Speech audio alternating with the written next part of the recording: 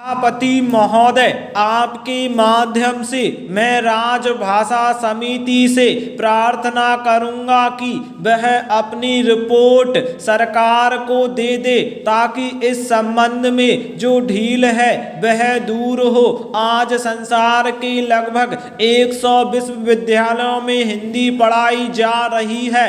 दूसरी ओर हमारे देश में हिंदी या क्षेत्रीय भाषा नहीं पढ़ाई जाती है। भारत सरकार की नीति के अनुसार भारतीय भाषा शिक्षा का माध्यम होनी चाहिए, लेकिन कहीं भी भारतीय भाषा माध्यम नहीं हो पाई है। हमें इस बात का प्रयत्न करना चाहिए कि वह शिक्षा का माध्यम बने।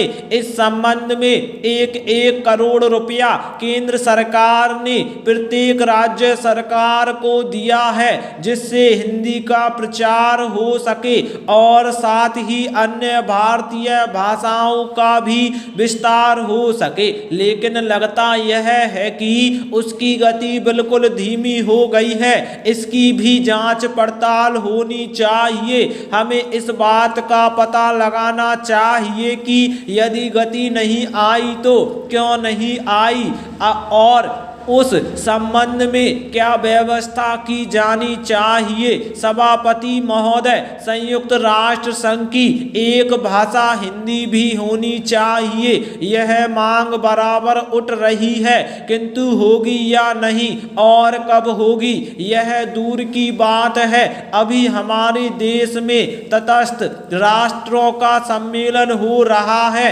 मैं समझता हूँ कि भारत की भूमि पर इतना बड़ा अंतर्राष्ट्रीय सम्मेलन पहले कभी नहीं हुआ था। इसका श्रेय वर्तमान सरकार को और हमारी प्रधानमंत्री को है, लेकिन मैंने सुना है कि वहां भी हिंदी भाषा का प्रयोग नहीं होगा। केवल 4 भाषाओं की व्यवस्था की गई है। यदि यह सूचना गलत है तो बहुत अच्छी बात है। हिंदी की व्यवस्था अवश्य होनी चाहिए। यदि ऐसी व्यवस्था नहीं हुई तो जो प्रतिनिधि बाहर से आ रहे हैं वे क्या सोचेंगे। जिस देश की अपनी भाषा नहीं होगी उसकी क्या उन्नति हो सकती है। इसमें भारत के ही नहीं बल्कि बाहर के भी प्रतिनिधि आ रहे हैं। उनमें से बहुत से हिंदी जानते हैं। मैं सरकार से कहना चाहता हूं कि हमारे पास सुविधा है